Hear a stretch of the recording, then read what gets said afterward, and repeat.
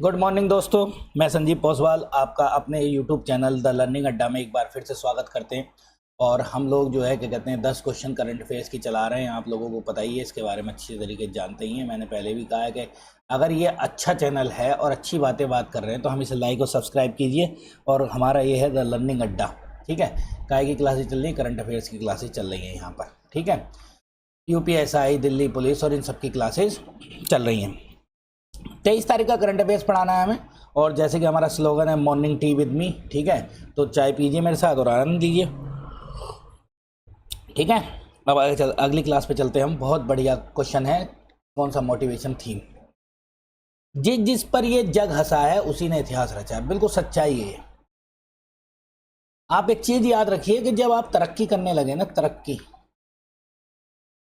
तो लोग आपको जो है क्रिटिसाइज शुरू कर देते हैं। और जो जितना क्रिटिसाइज करेगा, जितनी आलोचना आपकी होंगी, आप ये समझ लीजिए उतने ही आप आगे बढ़ेंगे, बूम बूम बूम करते चले जाएंगे। तो इसका मतलब कोशिश कीजिए कि लोग आपकी क्रिटिसिज्म करें, ठीक है। तो ये याद रखेंगे, बहुत अच्छी है। जिस पे जग हंसा उसी ने इतिहास रचा है। जैसे आइंस्टीन था, आइंस्टीन को स्कूल से बाहर निकाल दिया गया था, कहा कि हम तुम जैसे बच्चे को पढ़ा ही नहीं सकते। और वाकई में उस जैसे बच्चे को नहीं पढ़ा सकते थे। सरकार, स्कूल प्रशासन का कहना था कि ये सब बच्चा बेकार है, लेकिन उसके दिमाग को पढ़ नहीं पाए। तो ज़रूरी नहीं है कि आप जिसको ये समझें कि ये बिल्कुल बेकार है और वो कुछ ना हो, वो हो सकता मल्टी टैलेंटेड हो, ठीक है, आप में वो टैलेंट हो।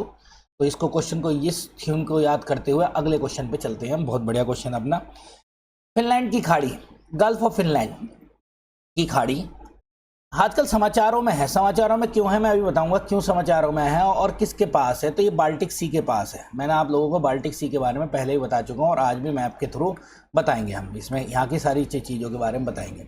हुआ क्या है, हुआ ये है कि रशिया जो है ना, रशिया जो है एक खतरनाक चीज़ है। रशिया क्या करता है, अच्छा फिनलैंड जो है नाटो कंट्री है, याद रखना नाटो कंट्री है। एस्टोनिया नाटो कंट्री है। एस्टोनिया, नाटो क्या है भी बताएंगे हम। अच्छा, नाटो के बारे में सुन लो। नाटो एक संगठन है, नॉर्थ अटलांटिक ट्रीटी ऑर्गेनाइजेशन, 1949 में बना है, 1949 में बना ये। और 1949 में बनते ही इसने क्या करा, इस नाटो संगठन ने 1949 में जब बना तो उसके बाद से लगातार ये जो है क्या कहते हैं अपना कार्य कर रहा है। कैसे कार्य कर रहा है, देखो ऐसा था, जब 1945 में सेकेंड वर्ल्ड वार खत्म हुई थी तो दो गुट बन गए थे। एक तो बना था यूएसएसआर और एक बना था अमेरिका। अमेरिका और उसके सहयोगी देशों ने क्या बनाया था, नाटो। क्या बनाया, नाटो, ठीक। और इस यूएसएसआर ने बनाया था सीटो। अब सीटो क्योंकि 1991 के बाद यूएसएसआर टूट गया, खाली रूस रह गया। रूस और रूस के सहयोगी देश थे तो ये तो भाग गए छोड़ के। 10 देश थे, कितने थे यूएसएसआर में, 10 देश। तो 10 देश इसे छोड़ के भाग गए तो सीटो तो खत्म हो गया। लेकिन नाटो आज भी चल रहा है। नाटो क्या है, नॉर्थ अटलांटिक ट्रीटी ऑर्गेनाइजेशन, मतलब अटलांटिक के आसपास जितने भी कंट्री होंगे उन सबका जो है एक संगठन है। कैसा संगठन है, मिलिट्री। कैसी ऑर्गेनाइजेशन है, मिलिट्री ऑर्गेनाइजेशन है। अब मिलिट्री ऑर्गेनाइजेशन है तो याद रखेंगे कि इस संगठन की क्वालिटी ये है कि मिलिट्री में क्या कहते हैं, ये अगर नाटो के किसी भी व्यक्ति के साथ, मतलब किसी भी देश के साथ कोई घटना होगी तो समझ लीजिए नाटो पर हमला समझा जाएगा और नाटो पूरी तरीके से जवाब देगा। सारे देशों की सेना आ जाएंगी। टोटल 32 देश हैं इसके अंदर। तो बाल्टिक सी के ऊपर से निकल के रूस ने एक मिसाइल छोड़ी और बाल्टिक सी के ऊपर से निकल के गिरी। मतलब एस्टोनिया का जो क्षेत्र था, मिसाइल नहीं छोड़ी, वो जो उसके हवाई क्षेत्र का अतिक्रमण करा बहुत देर तक। तो ये इसका मतलब ये है कि नाटो के साथ खिलवाड़ हुआ। अब नाटो के साथ कैसे खिलवाड़ हुआ, यहाँ पर आ जाइए। 3 रूसी मिग लड़ाकू विमानों ने फिनलैंड की खाड़ी के ऊपर से नाटो सदस्य एस्टोनिया के हवाई क्षेत्र में 12 मिनट तक का उल्लंघन किया। याद रखिए, अगर भारत और चाइना, इंडिया चाइना या इंडिया नेपाल या इंडिया श्रीलंका कोई भी अगर युद्ध अभ्यास कर रहा है तो उसकी जानकारी पड़ोसी देशों को देता है पहले। ऐसा नहीं है कि आप युद्ध हम में अभ्यास कर रहे हो और कोई पड़ोसी देश अपनी सुरक्षा के चक्कर में आपका विमान उड़ा दे। तो ये जबरदस्ती घुस गए इसके रेंज में। किसके रेंज में, 12 मिनट तक। तो इसका मतलब ये है कि रूस ने छेड़ दिया नाटो को फिर से, क्योंकि यूक्रेन को भी नाटो में शामिल करने की बात कर रहे हैं जिसके ऊपर हमले हो रहे हैं। फिनलैंड की खाड़ी उत्तरी यूरोप में बाल्टिक सागर का पूर्वी भाग है। मैं अभी आपको मैप पे दिखा दूंगा, जिसकी सीमा फिनलैंड, रूस, एस्टोनिया से लगती है। फिनलैंड की राजधानी मैंने पहले बता रखी है, हेलसिंकी है। और इसकी तल्लीन है, एस्टोनिया की तल्लीन है, ठीक, इसके तटों पर स्थित एक सेंट पीटर्सबर्ग, सेंट पीटर्सबर्ग जो है ये रूस का पूर्वी क्षेत्र है, जहाँ से कौन सी चलती है, सेंट पीटर्सबर्ग से लेकर व्लादिवोस्टोक तक दुनिया की सबसे बड़ी रेलवे लाइन है। ठीक है, रूस में, मैं बताऊंगा कहाँ। ये खाड़ी उथली हुई खाड़ी है जिसकी गहराई है कोई जरूरी नहीं है आपको याद करने के लिए, ये याद रखना, सर्दियों में ये जमी रहती है। ठीक, क्या है ये, आगे बात करते हैं। पहला जाओ नाटो पे। नाटो क्या है, उत्तरी अटलांटिक गठबंधन भी कहा जाता है। 32 राज्यों का ये एक अंतर सरकारी सैन्य गठबंधन है। कैसा है, मिलिट्री ऑर्गेनाइजेशन जो मैं बता रहा था। उत्तरी अमेरिका सेकेंड वर्ल्ड वॉर के बाद स्थापित हुआ, 1949 में स्थापित हुआ। उत्तरी अटलांटिक संधि पर हस्ताक्षर किए और इसका नाम रख दिया गया NATO, North Atlantic Treaty Organization, उत्तरी अटलांटिक संधि संगठन। ठीक है, अब इसके अनुच्छेद 5, इसकी ही अनुच्छेद 5 में कहा गया अगर इसके सदस्य के खिलाफ कोई भी हमला होता है तो वो पूरे नाटो के खिलाफ हमला माना जाएगा। और नाटो का हेडक्वार्टर कहाँ, ब्रुसेल्स, बेल्जियम में, याद रखेंगे। ठीक, नाटो का शिखर सम्मेलन अभी जो हुआ था 2026 में, वो तुर्की के अंकारा में होगा। तो तुर्की भी इसका मेंबर है, तुर्की नाटो मेंबर है, भारत नहीं है। तुर्की जो है नाटो का मेंबर है।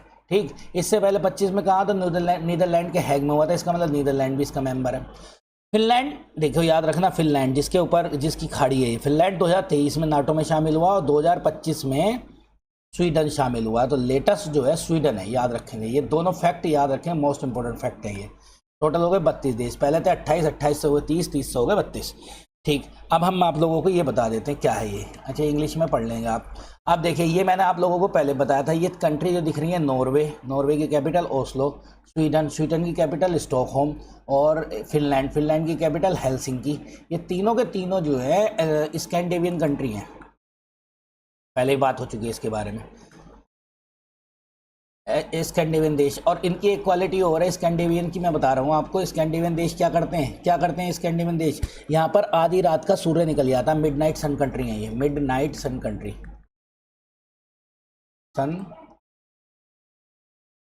मिडनाइट सन कंट्री है ये। ठीक है, अब ये जो दिखाई दे रही है आपको गल्फ ऑफ फिनलैंड, ये रशिया का सेंट पीटर्सबर्ग लगता है, रशिया ये रहा। एस्टोनिया इससे लग रहा है। ठीक है, लाटविया, अच्छा ये एस्टोनिया, लाटविया और लिथुआनिया। मैंने पहले बताया था लाटविया की राजधानी रीगा हो गई, इसकी विल्नियस हो गई और तल्लीन हो गई। ये तीनों के तीनों बाल्टिक सी कंट्री हैं, क्योंकि ये क्या है, बाल्टिक सी, ये है बाल्टिक सी। तो क्वेश्चन आता है बाल्टिक सी कंट्री किसके हैं। गल्फ ऑफ बोथनिया किस किस के बीच है, स्वीडन और फिनलैंड के बीच है, ये देखो यहाँ पर। अच्छा, ये गल्फ ऑफ फिनलैंड किसके बीच है, एस्टोनिया और फिनलैंड और रूस के बीच है। तो यहाँ पर एस्टोनिया का जो हवाई क्षेत्र है इस पर अतिक्रमण किया गया था। आ रही बात समझ में, क्लियर हो गई बात। तो यहाँ पर बीमारी थी ये। तो क्वेश्चन इस तरीके कई ज्योग्राफिक क्वेश्चन बन गए, जैसे गल्फ ऑफ बोथनिया किस किस के बीच है, स्वीडन और फिनलैंड के बीच में। एस्टोनिया किस किस के बीच है, गल्फ ऑफ फिनलैंड और इसके फिनलैंड के बीच में, एस्टोनिया के बीच में। एस्टोनिया की राजधानी मैंने तल्लीन बता दी, राजधानी याद रखेंगे, लाटविया की रीगा, लिथुआनिया की विल्नियस। और ये तीनों के तीनों देश क्या कहते हैं, बाल्टिक कंट्री कहलाते हैं, बाल्टिक सी कंट्री, बाल्टिक सी कंट्री। ठीक, आगे चलते हैं। ICGS अदम्य, ये जो ICGS होते हैं ना, ये क्या होते हैं, कोस्ट गार्ड व्हीकल होते हैं। जैसे INS है ना, INS इंडियन नेवल शिप, ये कोस्ट गार्ड वाले होते हैं। कोस्ट गार्ड वाले क्या होते हैं, इनका काम पेट्रोलिंग करना होता है। पेट्रोलिंग का मतलब जानते हो आप, घूमना होता है आसपास के बंदरगाहों, उस सबको देखना होता है, सुरक्षा की जिम्मेदारी होती है इन पर। तो कहाँ कमीशन किया गया है, ये कमीशन किया गया है पारादीप में। कहाँ कमीशन किया गया है, पारादीप में, इंपॉर्टेंट है ये। पारादीप किसका, उड़ीसा का, उड़ीसा का बंदरगाह। ये किसका, विशाखापट्टनम आंध्र प्रदेश का बंदरगाह। चेन्नई तमिलनाडु का बंदरगाह। और कोच्चि कहाँ, केरल का बंदरगाह। ठीक है, ये बंदरगाह है, यहाँ पर पारादीप में इसको कमीशन किया गया, पारादीप में दिया गया। ये एक नहीं है, अदम्य श्रेणी चल रही है। हमारे यहाँ जो व्हीकल्स बनते हैं ना, सीरीज में बनते हैं। जैसे अदम्य श्रेणी के व्हीकल हैं, ये श्रेणी का मतलब सीरीज के व्हीकल है। अब कितने व्हीकल बनाने की बात चल रही है, अदम्य का नाम अदम्य रहेगा इसका हमेशा। भारतीय तटरक्षक बल जहाज ICGS ने अदम्य 8 बनाने, कितने बनाने, 8 में से पहला है ये। 19 सितंबर 2025 को उड़ीसा के पारादीप में जलावतरण किया गया। ये कौन सा, पहला है, पहला। अभी 7 और देखने को मिलेंगे। ठीक है, नाम इनके अलग अलग हो जाएंगे। तो अदम्य श्रेणी का पहला ये है, अब हो सकता है इसके कोई और नाम रख दें। ठीक, बहरहाल तो अभी अदम्य ही नाम है इसका, अदम्य सीरीज का है। ठीक है, ये गोवा शिपयार्ड लिमिटेड द्वारा बनाया गया, कोई इंपॉर्टेंट बात इसके अंदर ऐसी है नहीं। किस देश ने एल्फाटॉक्सिन चिंताओं के कारण मूंगफली का आयात बंद कर दिया भारत से। तो भारत का मूंगफली का आयात करा है इंडोनेशिया ने बंद। क्यों आया कि ये बंद करा, ये कैंसर कारक है। ये बहुत बढ़िया बात बताऊंगा आज मैं आप लोगों को, काफ़ी चीज़ें इसमें बताने वाला हूँ क्या है ये, ठीक है। ये कैंसर कारक है, इसीलिए इस चिंताओं के चलते हुए कहा कि भैया अपनी मूंगफली वापस ले लो, हम तो ना खरीद रहे इसको, हम अपने लोगों को कैंसर नहीं कराएंगे, ठीक है। भारत की ये बड़ी बड़ी समझ लीजिए एक वो है कि कैंसर वाली चीज़ें अगर हैं तो इसका मतलब ये है कि भारत को रिसर्च करने की ज़रूरत है। तो एफ्लाटॉक्सिन के प्रकार और स्रोत कहाँ मिलता है? उत्पादन कवक, किससे? फंगी से होता है, याद रखेंगे, याद रखें, कवक, कवक ये आया है इसलिए। इसका नाम है एस्परजिलस फ्लेवस और एस्परजिलस पैरासिटिक्स, ये दो कवक हैं, दो कवक होते हैं। कवक कहाँ मिलते हैं? कवक फसलों में मिलते हैं। अब फसलों में कैसे मिलते हैं? फसलों में क्या होता है, जब फसल में कवक लगता है तो वो जो है क्या कहते हैं, नमी के कारण भी लग सकता है, मिट्टी की कमी के कारण भी लग सकता है, इसीलिए मिट्टी की जाँच भी होनी लगातार जरूरी है। तो किस किस में लग सकता है ये कवक? मक्का में, मूंगफली में, बाजरा में, चावल में, गेहूं में, अखरोट में, काजू में, डेयरी उत्पादों में, कहीं भी लग सकता है। डेयरी उत्पादों में कैसे लगेगा? जब पशु जो है पशु आहार में पाया जाएगा, तो पशु आहार में पाया जाएगा तो उसके दूध में भी आ जाएगा, ये समझ लीजिए बहुत खतरनाक चीज़ है, ठीक है। एफ्लाटॉक्सिन के संपर्क में कैंसर का खतरा बढ़ता है, खासतौर पर लीवर कैंसर, डीएनए उत्पादन म्यूटेशन, मतलब जीन भी परिवर्तित हो जाते हैं, म्यूटेशन हो जाता है, मतलब जीन कह रहा हूँ, डीएनए म्यूटेशन हो जाता है। क्या डीएनए म्यूटेशन क्या है, किस दिन बताएंगे, ठीक। क्यों, कैसे बचाव कर सकते हैं? भोजन का उचित भंडारण कर सकते हैं, जहाँ फंगस, नमी और स्टोर किए जाने में पनपते हैं, तो जहाँ नमी कम होगी वहाँ पर कर सकते हो आप, मतलब अच्छे कोल्ड स्टोर में कर सकते हो, ठीक है। भंडारण करते ही हमारी मजबूरी है, अगर भंडारण ना करें और रोज़ नया खाएं, जैसे मैं आप लोगों के लिए कह दूँ, आप लोग कहोगे सर कि आप क्या कहना चाह रहे हो, लेकिन फिर भी मैं एक बात बता दूँ, अगर घर से फ्रिज ना हो ना घर पर, तो समझ लीजिए आदमी इतना बीमार ना पड़े। हम लोगों की क्या कहानी है, दोपहर का, सुबह का खाना शाम को, शाम का खाना दोपहर को, दोपहर का खाना और अगले शाम को, यही कंडीशन चल रही है होटलों की। जितने होटल है ना, होटल इससे बड़े ढाबे सही रहते हैं, उतना ही बनाते हैं जितना जो है ज़रूरी होता है। होटल पे कोई चीज़ वेस्ट नहीं जाती, डीप फ्रीजर में डाल देते हैं, सुबह उठ के उसमें जो है मक्खन का तड़का लगा के दाल मखनी बना के दे देते हैं। तो ये सारी चीज़ें बड़ी खतरनाक हो रही हैं। कम नमी वाले उत्पाद, ठीक है, फंगस को और इसको रोकने के पनपने से रोका जा सकता है। नियमित परीक्षण, जो मैं आप लोगों को बता रहा था, हर चीज़ का परीक्षण होना चाहिए, खाद्यान्नों का भी होना चाहिए, मिट्टी का भी होना चाहिए, पशु आहार का भी होना चाहिए। और ये एम्बन है, एक प्रकार का एफ्लाटॉक्सिन है। एफ्लाटॉक्सिन दूषित चारा खाने वाली गायों के दूध में पाया जाता है, याद रखेंगे, गायों के दूध में पाया जाता है, इसलिए पशु आहार को नियंत्रित करना, दूध की गुणवत्ता को सुनिश्चित करना है। तो भाई ये एक नया शब्द आ गया, आ सकता है ये क्वेश्चन, ठीक है। एफ्लाटॉक्सिन क्या है? तो एफ्लाटॉक्सिन ये भी आ सकता है, एफ्लाटॉक्सिन बीमारी जो हाल में ही कैंसर का कारण है, ऐसा अगर क्वेश्चन बन सकता है। किसके कारण हो सकती है? कवक के कारण हो सकती है, बैक्टीरिया हो सकती है, वायरस हो सकती है। तो आप इसको याद रखेंगे, एस्परजिलस फ्लैप्स और एस्परजिलस पैरासिट्स, ये दो कवक हैं, फिंगी हैं, ठीक। ये आप लोग पढ़ लेना इंग्लिश में। आईएनएस रजाली एक भारतीय नौसेना का वायु स्टेशन है, किस राज्य में स्थित है? ये राज्य तमिलनाडु में स्थित है।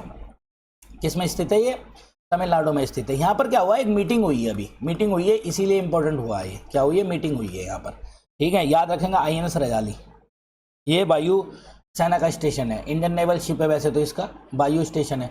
असल में कैसा होता है, मैं बात आपको लोगों को बताऊँ, आप ये कहोगे नौसेना भी होगी साहब, एयर स्टेशन भी होगा। क्या होता है कि तीनों सेना मिलकर काम करती हैं, तो नौसेना में भी अपने जहाज होते हैं, लड़ाकू विमान, ठीक है, तो उनके लिए एक वायु स्टेशन बनाया जाता है। देखो, भारतीय नौसेना की पूर्वी कमान ने आईएनएस रजाली के अरकोणम लंबी दूरी के समुद्री टोही बहान पर 2 दिवसीय, किस पर? जो समुद्री टोही है उस पर 2 दिवसीय संगोष्ठी का आयोजन किया गया है, जिसमें भारत की समुद्री निगरानी क्षमता पर प्रकाश डाला गया। आईएनएस रजाली तमिलनाडु के अरकोणम के पास स्थित भारतीय नौसेना वायु स्टेशन है, ठीक है। तो इसलिए इंपॉर्टेंट है क्योंकि यहाँ संगोष्ठी हुई है 2 वर्ष की, 2 दिवसीय, सॉरी 2 वर्ष नहीं 2 दिवसीय।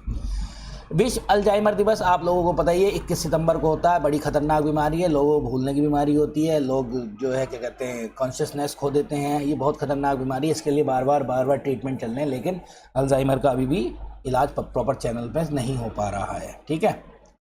21 सितंबर को अल्जाइमर के माह के भाग के रूप में मनाया जाता है। इसमें मनोभ्रंश, अल्जाइमर के बारे में जागरूकता फैलाई जाती है। एक दिन अल्जाइमर से प्रभावित रोगियों को परिवार से निपटने और लड़ने में मदद करता है। अल्जाइमर एक गंभीर मस्तिष्क विकार है जो स्मृति हानि, मतलब भूल जाता है, शॉर्ट टर्म मेमोरी लॉस हो जाता है, भ्रम, सीखने की, सोचने की, तर्क करने की, निर्णय लेने की, ध्यान केंद्रित करने की क्षमता को कम करता है। जो दैनिक जीवन में भावनाओं को प्रभावित करता है। जैसे नशे की बात तो नहीं करेंगे, जैसे नशे में क्या होता है, डोपामिन होता है, वो भी हमारी सोचने समझने की शक्ति को कम करता है।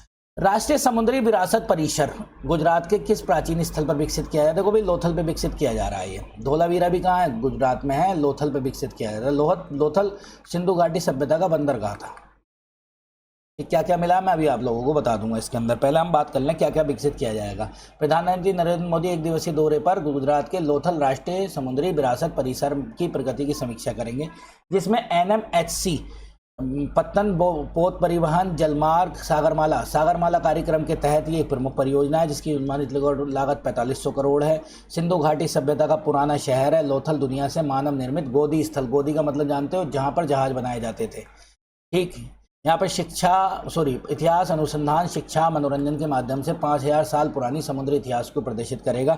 और सबसे ऊंचा लाइट हाउस लगेगा, ये याद रखना। और तैरता हुआ रेस्टोरेंट, ये क्वेश्चन आएगा भी, हाल में ही तैरता हुआ रेस्टोरेंट कहाँ होगा? ये 4 थीम है इसकी।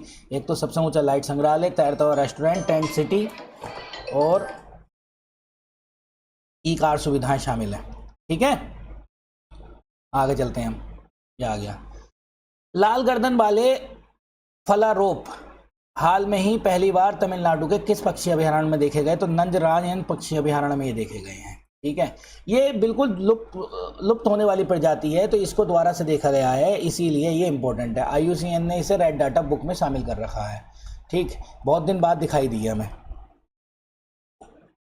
ठीक है, जैसे हम इसके बारे में बात करें, लाल गर्दन वाला फैलारोप्सिस लैबोटस एक दुर्लभ समुद्री पक्षी है जो तमिलनाडु के तिरुपुर शहर के नंजरायण पक्षी अभयारण्य में देखा गया है। इस पक्षी का अंतर्देशीय जल निकाय रुकना असामान्य है। ये अभयारण्य में दर्ज की गई 192 वाली प्रजाति है। ये प्रजाति दुनिया भर के बोरियल, टुंड्रा पारिस्थितिक तंत्रों में पाई जाती है। अंतर्राष्ट्रीय प्रकृति संरक्षण IUCN की रेड डाटा बुक में कम चिंताजनक श्रेणी में से रखा गया है। IUCN है क्या? IUCN की स्थापना 1948 में हुई। इसमें अंतर्राष्ट्रीय प्रकृति संरक्षण IUCN के रूप में जानते हैं। IUCN की फुल फॉर्म याद कर लेंगे, international union of conservation of nation. ठीक है, कंजर्वेशन ऑफ नेचर। सरकारों और नागरिक संगठनों के बीच में एक प्रकृति की रक्षा करने के लिए अंतर्राष्ट्रीय सहयोग को बढ़ावा देना है, ज्ञान को बढ़ाना है, जैव विविधता को संरक्षित करना है, प्राकृतिक संसाधनों का उपयोग को न्यायसंगत और टिकाऊ बनाना है। ये सारी की सारी इस IUCN की विशेषता है। स्विट्जरलैंड के जिनेवा ग्लेड में इसका हेडक्वार्टर है। ठीक, और याद रखेंगे ये बात, ये क्वेश्चन आता है बहुत। रेड डाटा बुक में पौधों का भी रखा जाता है, लोग खाली पशु लगा देते हैं। ये इंपॉर्टेंट है कि किसका संरक्षण किया जाता है, दोनों का संरक्षण किया जाता है। जैसे ये देखो, ये full form international union for conservation of nature IUCN। ठीक है, तो दोनों का किया जाता है, कोई भी कंफ्यूज नहीं होगा। सैमुअल उमतीती किस खेल से जुड़े हुए हैं जिन्होंने हाल में ही संन्यास लिया है? ये फुटबॉल के खिलाड़ी हैं, इन्होंने संन्यास ले लिया है। इंपॉर्टेंट है, आजकल संन्यास वाले और निधन वाले क्वेश्चन पूछ लेता है। ठीक है, संयुक्त राष्ट्र महिला कार्यकारी निदेशक के रूप में किसे नियुक्त किया गया? तो इसको किया गया सीमा सामी बहोस। ठीक है, कहाँ की रहने वाली है? जॉर्डन की रहने वाली है। कहाँ की रहने वाली है? जॉर्डन की रहने वाली है। UN की महिला कार्यकारी परिषद के रूप निदेशक के रूप में नियुक्त किया गया अभी हाल में, कल मतलब 1-2 दिन पहले। भारत ने सतत मत्स्य पालन के लिए ब्लू पोर्ट बनाने के लिए किसके साथ साझेदारी की? FAO के साथ साझेदारी की है। Food and agriculture organization 1960। Headquarter कहाँ? रोम। इसकी ब्रांच है UN की ब्रांच है, UN ब्रांच है, BRANCH, UN ब्रांच है। ठीक है, मैं आप लोगों को इसके बारे में बता चुका हूँ। विश्व में अगर कहीं पर कोई समस्या होती है तो ये खड़ी होती है हर जगह पर, खाने से लेकर सबके लिए। ठीक है, तो ब्लू पोर्ट बना रहे, क्यों बना रहे? जिससे मत्स्य पालन बढ़ाया जा सके भारत का और इसका। तो क्वेश्चन आएगा भारत ने किसके साथ किया है? तो FAO के साथ किया है। देखो आगे हमारा थैंक यू, धन्यवाद साहब आपका। आप लोगों ने मुझे समय दिया, आप लोगों ने मेरे चैनल को देखा। बस इसे लाइव सब्सक्राइब कीजिए और तक इसको पहुँचा दीजिए। बहुत बहुत धन्यवाद आपका, थैंक यू।